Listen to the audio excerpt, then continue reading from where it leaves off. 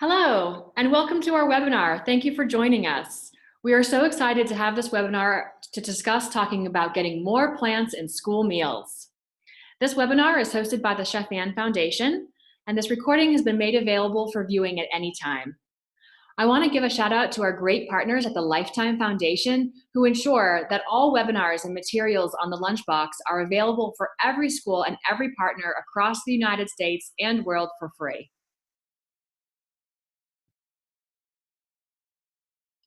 Before we dive in too far, I want to make sure that everybody is familiar with the Chef Ann Foundation. So we were founded in 2009 by Chef Ann Cooper, who is a pioneer in school food reform. Our organization works to ensure that children across America have access to fresh, healthy food at school. Our expertise lies in providing operational support, technical assistance, and online resources to effect school food change. By providing school food operators and their school communities with tools, resources, training, and funding, we're helping schools create healthier school environments.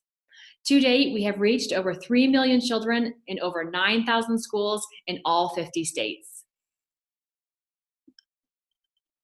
These are just a few of our feature programs. We always stay focused on working with schools who are learning to incorporate more scratch cooking into their cafeteria. As part of our efforts, we've given more than 5,000 salad bars to schools across the country. We've given over $400,000 directly to schools to get more fresh produce into the mouths of students, and supported 11 districts in moving to more scratch-cooked operations. If you'd like to know more about how to get tons of tried and tested resources for school meals, you've got to visit thelunchbox.org. Thelunchbox.org is our online toolkit that provides free step-by-step guides on how to transition to scratch cooking.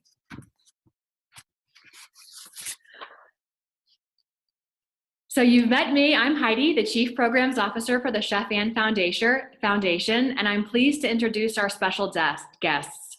We have Julian Kraus-Polk, Food and Agriculture Program Consultant from Friends of the Earth, and Miguel Villarreal, Director of Food and Nutrition Services from Nevada Unified School District in Nevada, California.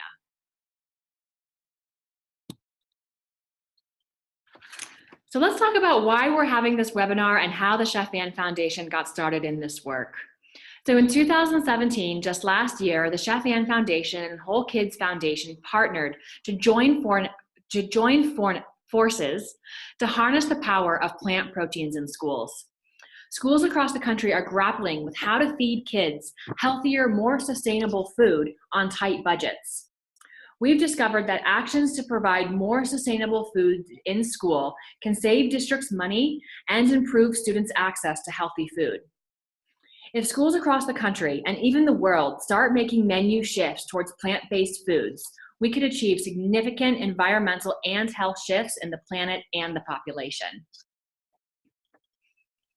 So on today's webinar, we're going to review why reducing animal proteins in school is important, touching on the environmental and the health benefits.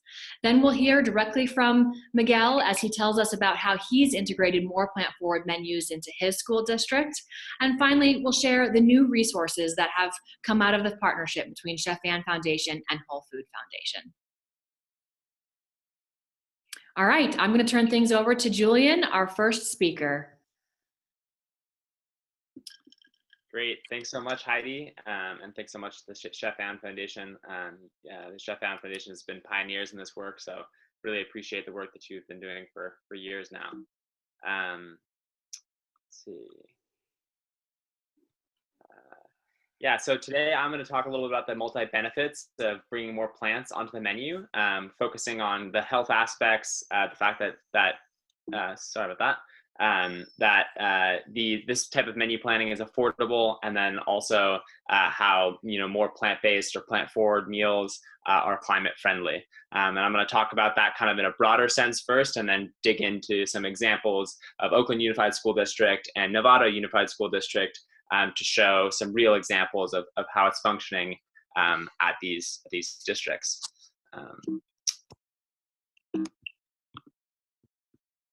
All right. So first, to talk about the food and climate change more broadly, this first chart here shows a breakdown of greenhouse gas emissions by the EPA, and you can see that food and agriculture, or agriculture and forestry, make up about a quarter of greenhouse gas emissions globally. Yet, typically we don't think of climate mitigation solutions being necessarily food related or especially consumption related. And so part of what needs to happen is to kind of transition to thinking a little bit more critically about the types of foods that we're eating in order to address climate change. Within that category, 14.5% of global greenhouse gas emissions come from the livestock sector, which is more than all of the exhaust from all more than the exhaust from all of the vehicles on the planet. So typically when people think about pollution, climate pollution, they think about cars, but this is another issue that needs to be taken very seriously. And institutional food purchasing is a great opportunity to make substantial shifts in this arena. Just to dig in a little bit more, so you all are probably familiar with the Paris Agreement, which is international agreement to try to curb climate emissions in order to stay below 2 degrees warming. So this graph essentially shows that if we do not shift our diets towards more plant-forward eating habits, then our food, our animal consumption alone and production of livestock will produce more emissions to essentially take us over that threshold. So that means that any other action that we take to mitigate climate change will be for naught because of this one sector of emissions. And I also want to highlight here that meat-eating nations like the United States, which consumes 2.6 times more meat than the global per capita average, kind of has a responsibility to shoulder their and shift their consumption habits, or our consumption habits, I'll say. And so it's not just climate, right? There's plenty of other destructive aspects of large scale animal agriculture. So animal feed is one of the big parts of it. So 50% of U.S. grain production is used to feed animals on almost 150 million acres.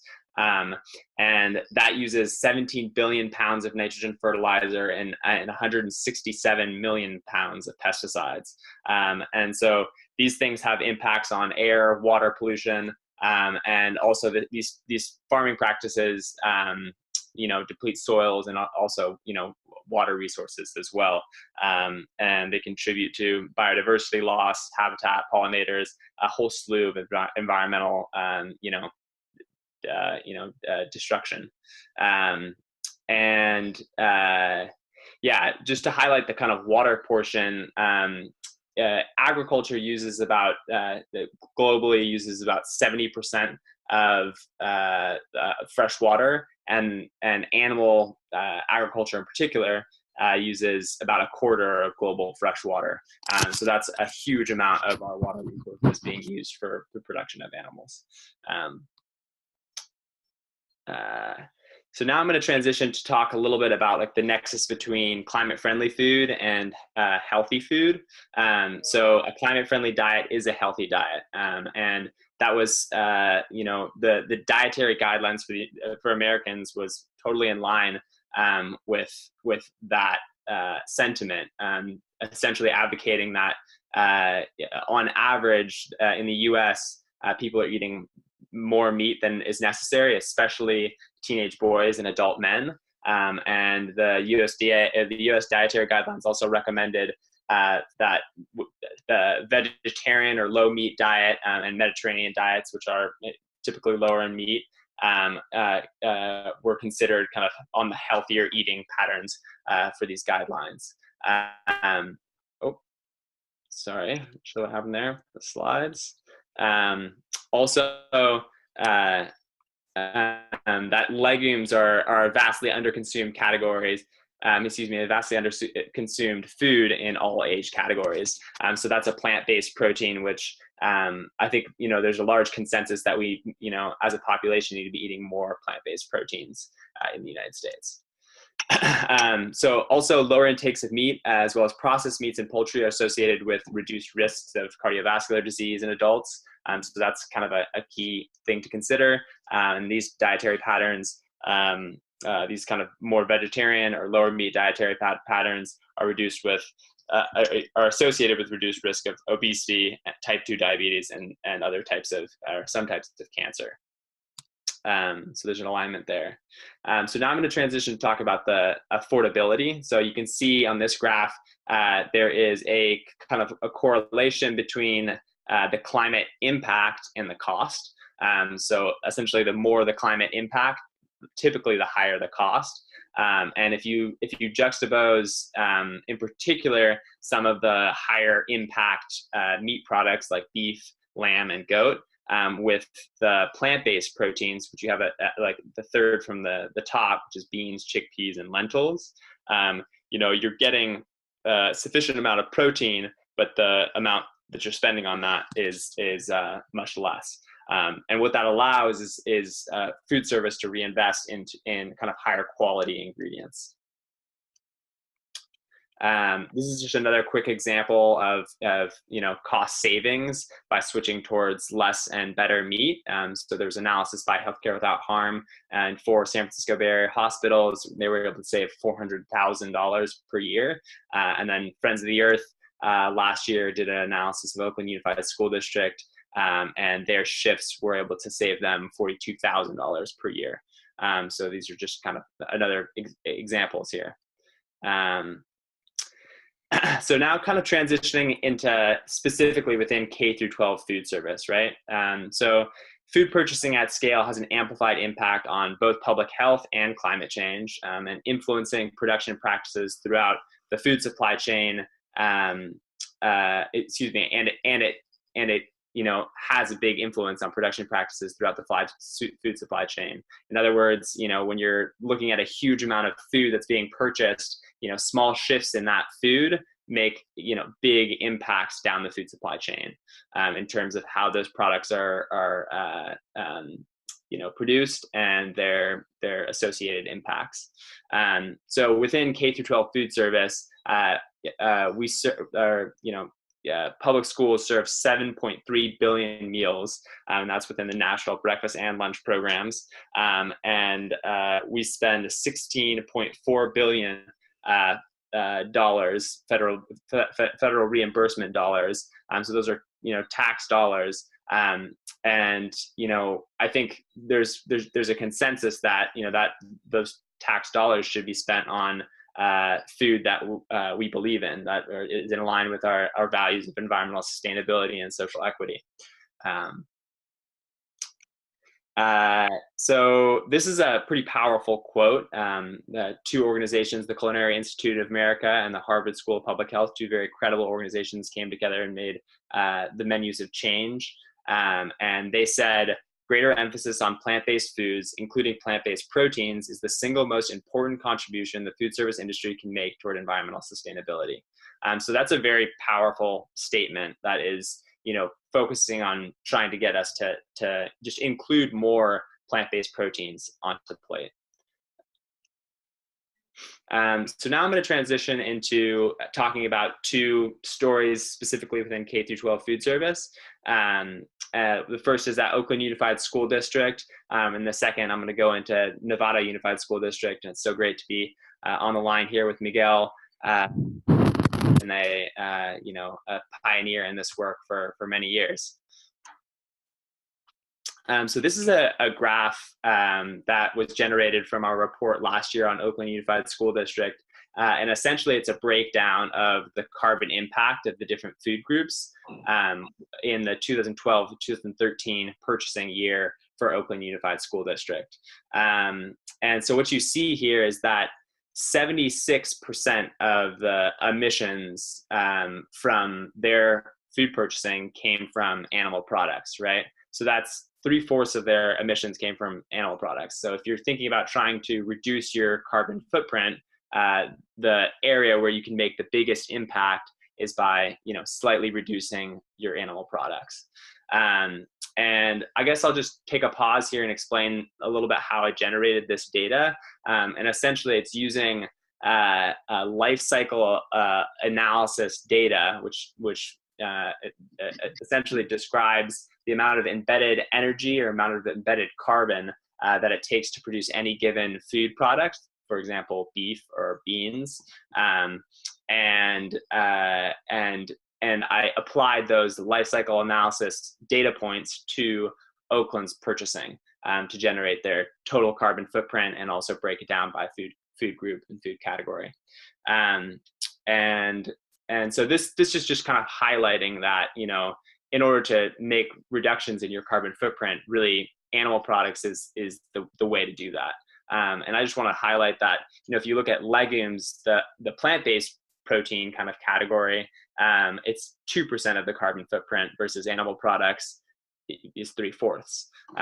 And yeah, so that's a really strong juxtaposition there as well. So what we realized at Oakland Unified School District is that looking at the carbon footprint from a total food purchasing perspective wasn't necessarily as helpful as looking at the carbon footprint from a menu cycle or a recipe sort of perspective. So this graph here breaks down some of the recipes that were being served at Oakland Unified School District, as well as some other recipes that we sprinkled in here, and shows the essentially relative carbon footprints of all of these different recipes, and that's per 100 servings, which is typically how recipes get allotted. And what you can see is that the tofu and so the vegan and vegetarian recipes are by far the lowest, and then a primarily animal product recipe like the beef hot dog is disproportionately high. And I also wanted to highlight here that the beef products like the beef hot dog that are using highly processed meat are now associated with risks of cancer and other health-related disease or diet-related diseases. And so there's, again, here some alignment between sort of the health concerns as well as the environmental side. So this is just a summary of our findings at Oakland Unified School District for our report. So we essentially looked at Oakland Unified School District's food purchasing over a 2-year period, and calculated that they were able to save 42 million gallons of water by the food shifts that they made, and reduce their carbon footprint by 14%, and then save, like I mentioned earlier, $42,000. So that's pretty amazing gains by relatively small shifts in their food service. So now I'm going to transition to looking at Navarro Unified School District. And so these are calculations I just did using Miguel's recipes. And here you can see the just difference between the chicken taco recipe and the reduced chicken taco recipe, or the plant forward chicken taco recipe. And so there's a substantial reduction there. And this is over 100 servings, but if you think about, I think Miguel says that the chicken taco gets served roughly like 22,000 times over a year. So those impacts get, amplified. And then that's even more of the case with the beef hamburger. You see there's a huge discrepancy between the beef hamburger and the veggie burger. And that's largely to do with, beef having a disproportionately high impact compared to, both chicken and also, the plant-based proteins that are in the veggie burger that Miguel is now serving. So now just thinking about kind of extrapolating from these two examples out to, what if more school districts started to accept, shift towards these more plant-based proteins and plant-forward menu items. So if every school district in California took similar action to Oakland Unified School District, it would reduce roughly 80 million kilograms of CO2. What does that mean? That's equivalent to installing 11,000 residential solar systems. And if you extrapolate out to the United States, if every other school district made similar shifts to Oakland, that would be similar to installing 99,000 residential solar systems, And so these are very, very costly climate mitigation, implements. And that's not to say that we shouldn't be implementing more solar panels. I think we need to do it all. But essentially what we're putting forth is a strategy, a multi-benefit strategy that is cost effective and accessible, which really has a pretty significant impact on our move towards environmental sustainability. So I'm going to move transition over to Miguel. He's going to talk a little bit more about Oakland Unified School. It's about Nevada Unified School District. Excuse me. Thank you, Julian. I always learn something when I'm listening to these webinars. I love this. I mean, it's ever ongoing learning opportunity.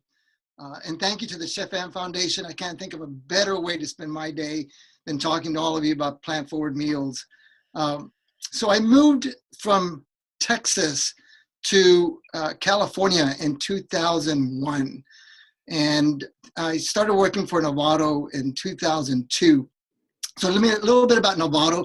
Navarro is located just west or north, I should say, northwest of the Golden Gate by San Francisco. So if you've ever been out here or live in the area, this is just such a beautiful area. I couldn't believe how beautiful this area was moving from Texas out here. But and I call this slide fact versus myth.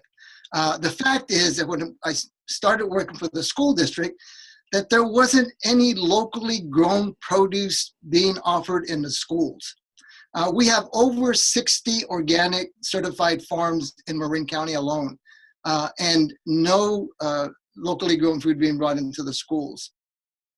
The myth is that if your school district is in a farming community that's surrounded by farms, that food is naturally going to find its way into the school food service program. Well, the answer to that is false. That wasn't happening. So, okay, a little bit about Navarro. We have about 7,500 students in the school district. It's not a very large school district in a sense, but it is the largest school district in Marin County. We have about 2,600 students that qualify for free and reduced meals today. In 2002, that number was 1,600. So you can tell the demographics have changed over time. And today we serve an average of about 4,000 meals a day. That includes breakfast and lunch. So again, going back to plant forward meals, as as you heard me say, none of this locally grown produce was being brought into the schools. And in order to have plant forward meals, you have to have plants, right? So initially, we started buying from our local farms. I went out and met with farmers and started buying local greens and so forth. We didn't have salad bars in 2002. So what we started doing is preparing entree salads, using some of these locally grown organic greens and veggies in our salads, along with some conventional fruits as well. And in order to reduce our meat, at the time we were eliminating other highly processed foods, we started utilizing more beans in our salads, beans as a meat or meat alternate, as a protein source. So for example, we put kidney beans or garbanzo beans or red beans in our salads. And that was one way of getting these locally grown produce items out to our students. So we did that between 2001 and 2008. Again, we didn't have any salad bars. But in 2008, I experienced what was, for me, my seventh major beef recall. I had been a school food service director at that point up to about 25 years. And I thought, we've been eliminating a lot of our highly processed foods, and I'd learned so much from other sources. We didn't have people like Julian at that time giving us all these stats in terms of the impact of meat, beef, and all kinds of things on the environment and on health and so forth. Back then, no, I had to do it the old-fashioned way. I had to read books, and so I read a ton of books early on and learned about the food systems. And as I was reading about the food system and learning about the impact that meat was having in the environment, I still wasn't making any changes until I had that, as I said, experienced that beef recall. So I went to our superintendent and I said, look, the beef that we're buying is certainly a lower quality beef, and I'd like to recommend that we eliminate all red meat from our menus.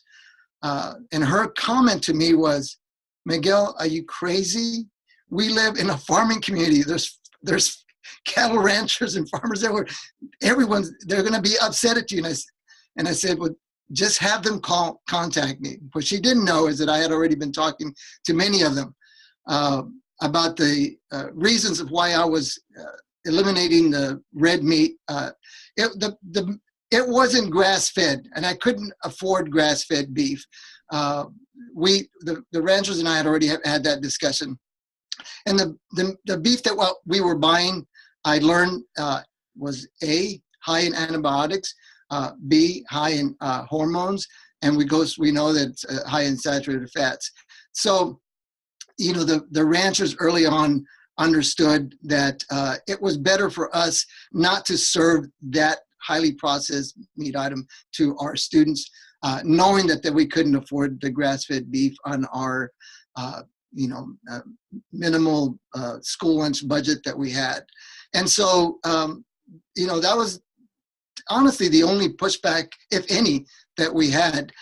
And so, even our students, I mean, we didn't go out and advertise. We weren't serving any meat. We just stopped serving it and continued serving some other veggie items on our menu. And so early on, it was important for me I had learned all this information. How do we get this information out to our community as well? So to educate everybody. And so I worked with an organization and we developed these 3 posters right here. It's just that decisions that you make about the foods that we're buying impact you and your health. It impacts the local environment. And of course, as you heard from Julian, it has an impact on the planet as well. And so we put all these little messages out in our cafeterias and put them in our websites and so forth to help educate everybody in the work that we were doing.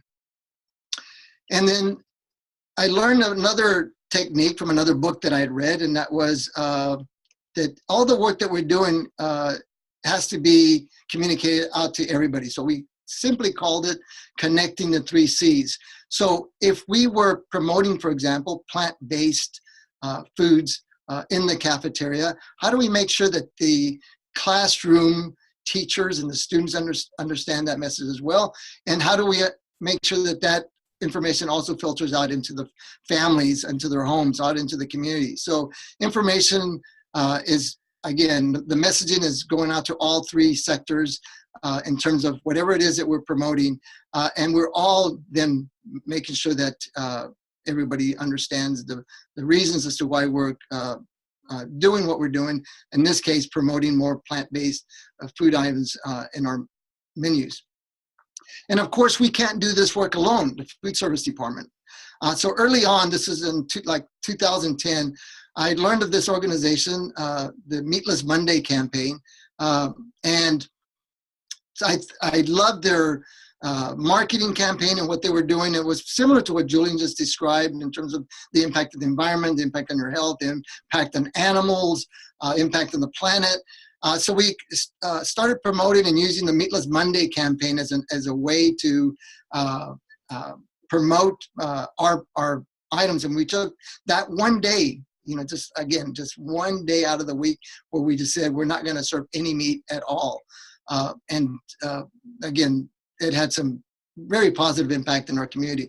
And then we used the Lean and Green Kids source as well, resource, and they provide us with nutrition information that we can send out into the classroom, simple messages about seasonal foods that teachers can read to students, also the impact of beans and on students' health and so forth. And then, of course, you're hearing from the Chef Ann Foundation and their resources. So we're excited about Chef Ann Foundation joining this movement. And you're going to learn some more about all the work that they've done and all the resources they're going to have available for us. So it's, again, helping all of us promote and educate our community about the importance of more plant-based items. And then I want to highlight the work with our most recently with Wellness in the Schools.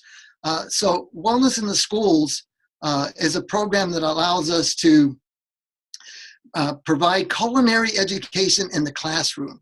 And this is, you're seeing here, Chef Holly in one of our classrooms. She's a director for California for Wellness in the Schools.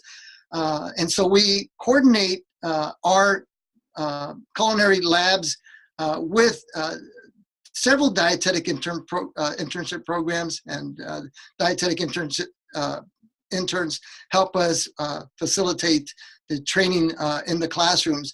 So we go into a school, for example, of 400 students, and every one of those students from K through 8th grade get a 50-minute lab of hands-on culinary experience. They learn a little bit about nutrition education.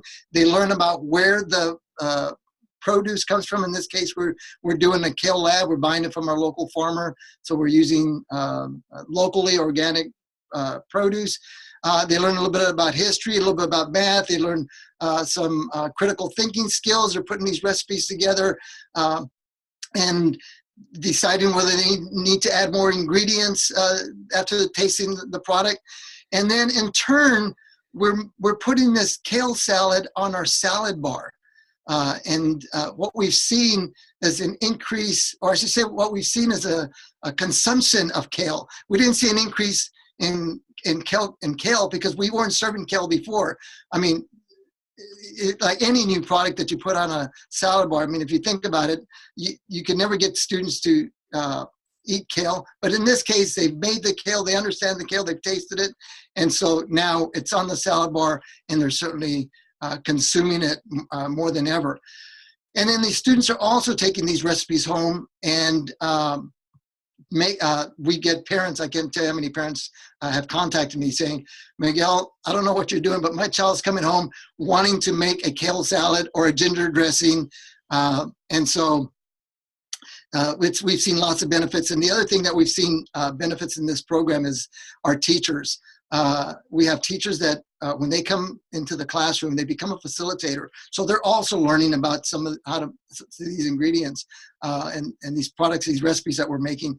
And we have many teachers that have said to me, Miguel, I had no idea that this is how you made a simple, like for example, ginger dressing, or how to dress a kale salad.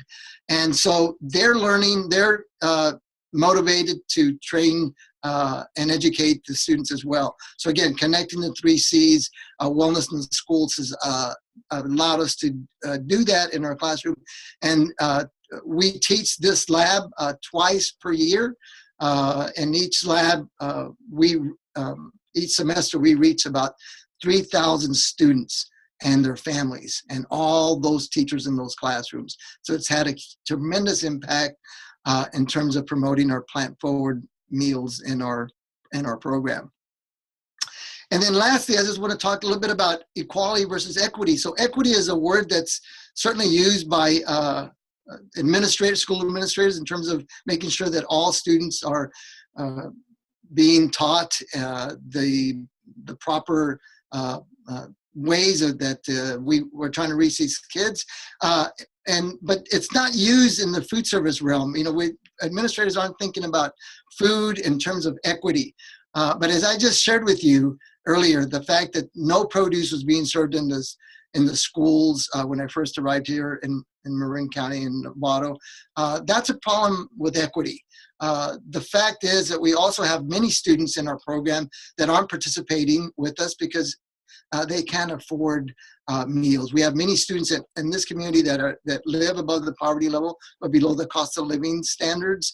And so these kids do not have access to our salad bars. So again, another issue with equity. One of the ways we've been able to address that is we've allowed our students, all of our students, to participate in our salad bars. So we have what we call the $1 salad bar, where any student, if you're a full price student, you can, if your mom or dad packs a lunch, you can come and eat from our salad bar for $1.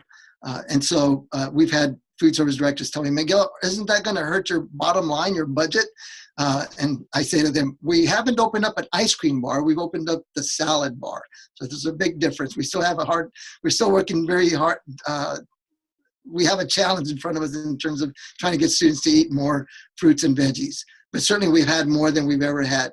And then lastly, I just want to say that for me personally, I started down this road, as you heard me say, in 2002, really focusing on more plant-based food items. But in 2008, I made a decision to actually walk the walk.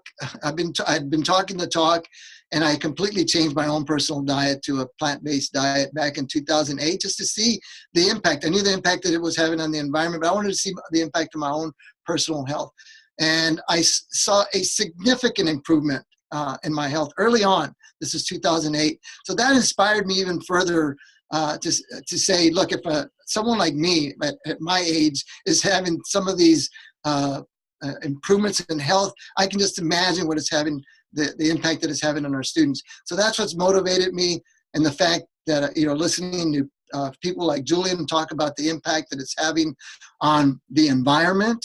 As we said, just food alone, the impact that it can have in the environment, the impact that it can have on your own health, the impact on the planet, and not least but not last, but the impact on animals as well.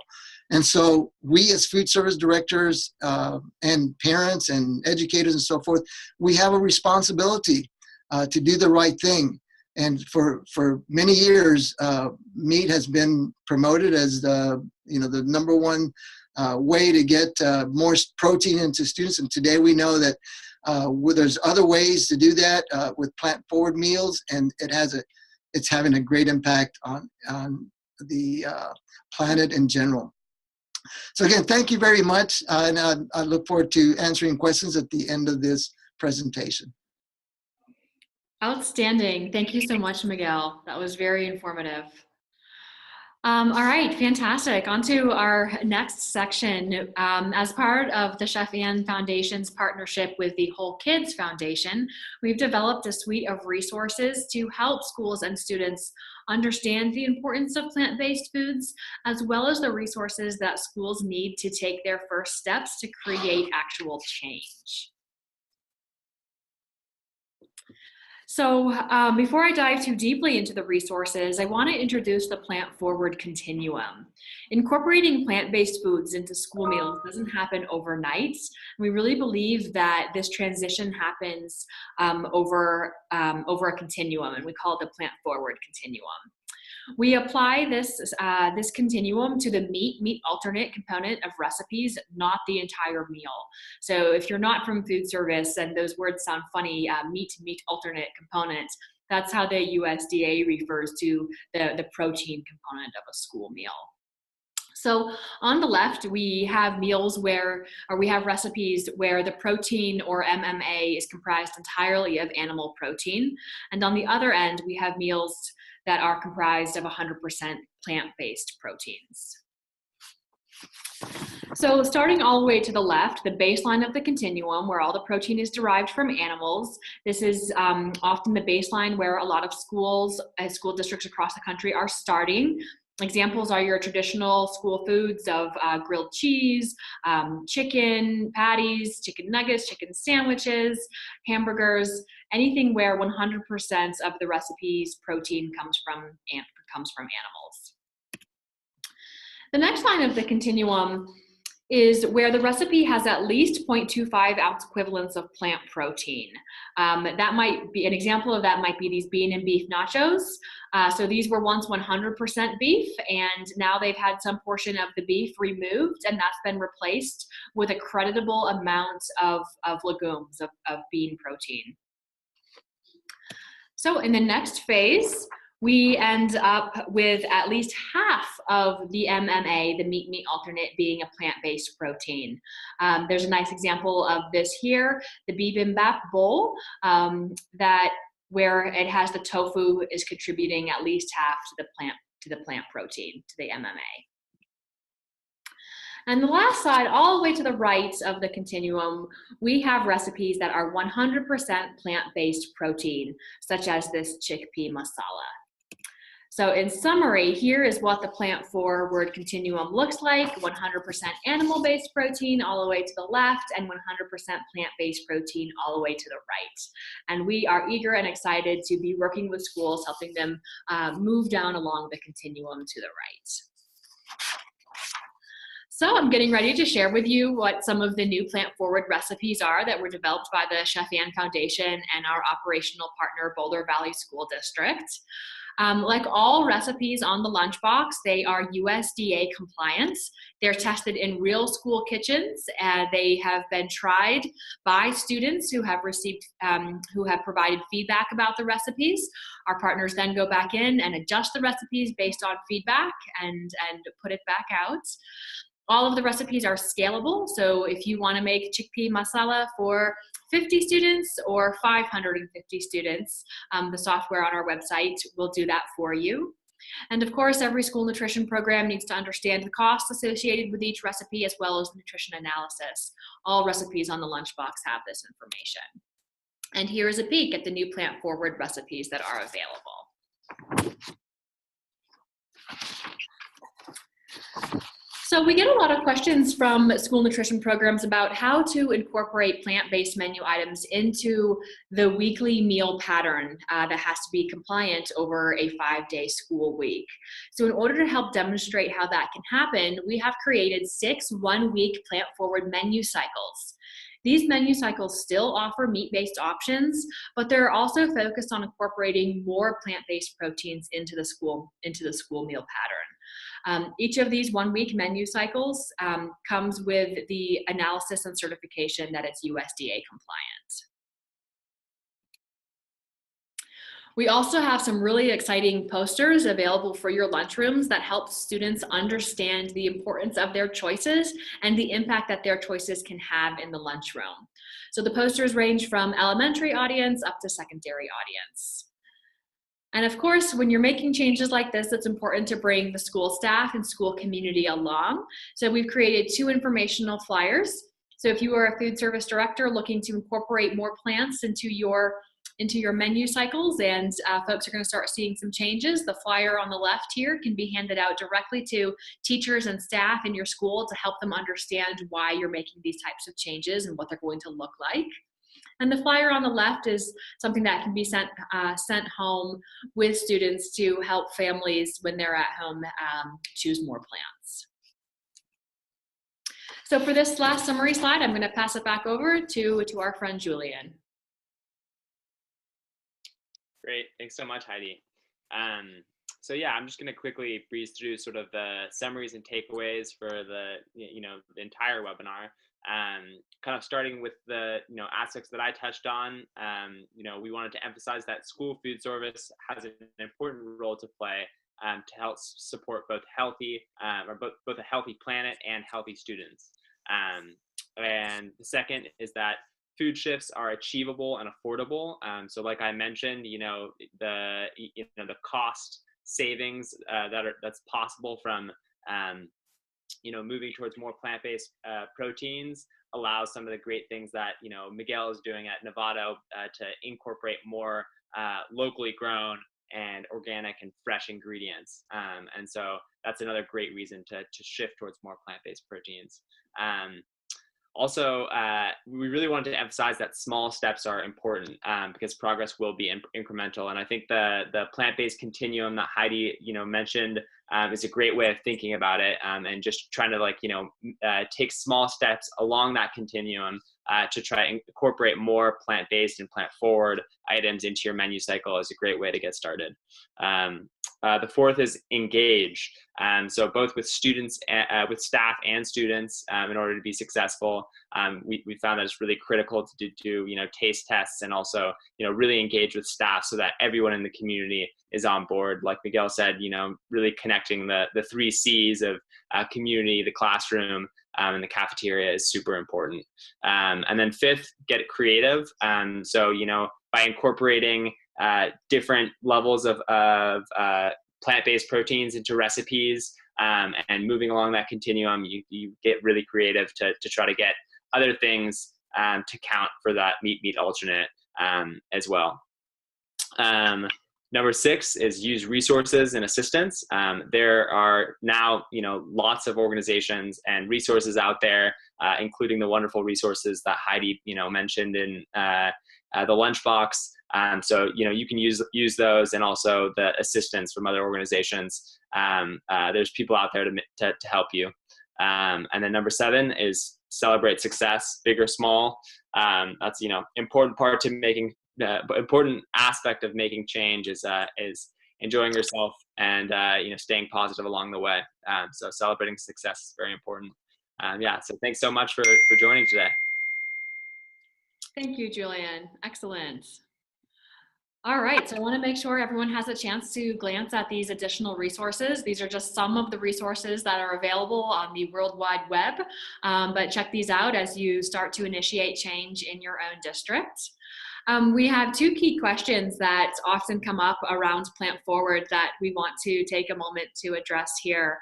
The first one is directed to Miguel, and it's from a food service director who says, when I make changes to my menu, I sometimes see an initial drop in participation.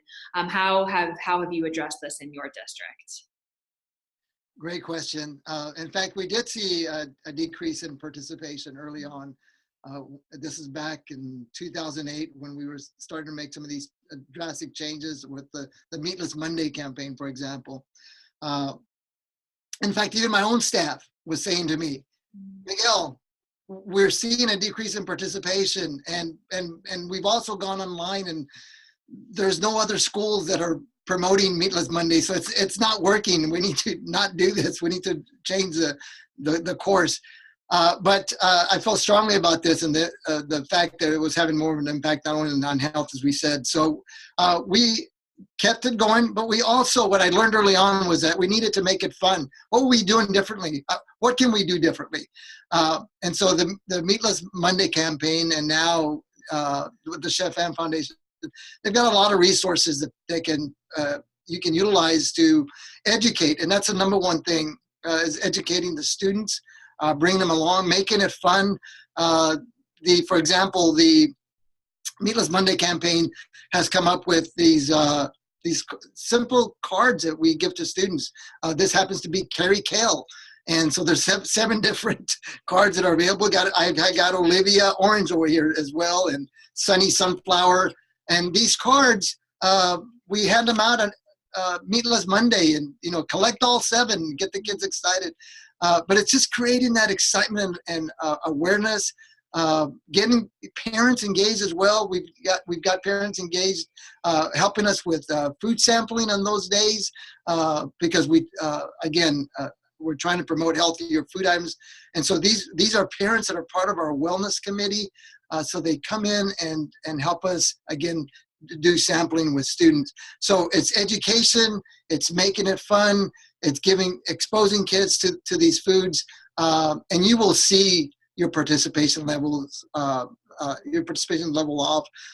But again, the main thing is to not give up and keep moving forward, and knowing that you're helping students out, because the easy thing is to just stop it and not do anything about it. That's the easy thing to do. We know that in order to get students engaged, even in our own homes, it's difficult to get our own children to eat fruits and veggies. So it takes everybody, and it can be done. So I hope that you continue to move in that direction.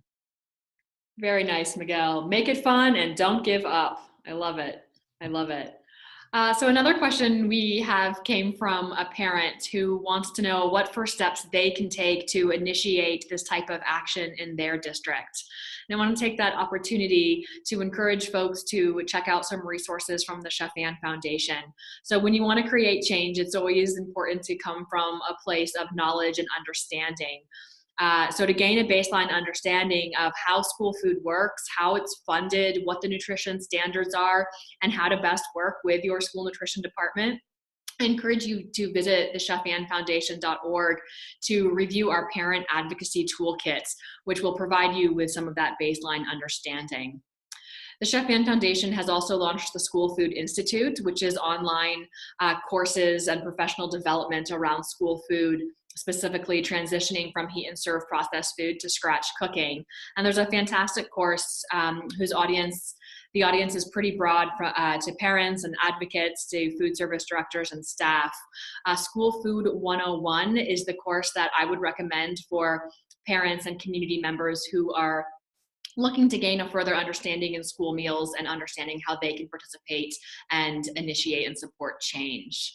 Also, I want to encourage folks to look around on the recipes that are on the lunchbox. Pick some plant-forward recipes that look good to you. Make them at home. Remember, you can scale them to any amount that you want. Feed them to your kids. Feed them to your kids' friends, and maybe initiate a conversation with your school nutrition director. So, any final words from Miguel or Julian before we sign off? All right. Thanks so much. Yeah. Thanks Thank everyone very much. I I really appreciate all the knowledge that was shared, and thank you everyone for joining us, and we look forward to supporting you in your changes moving forward. Thanks everyone. Thank you so much.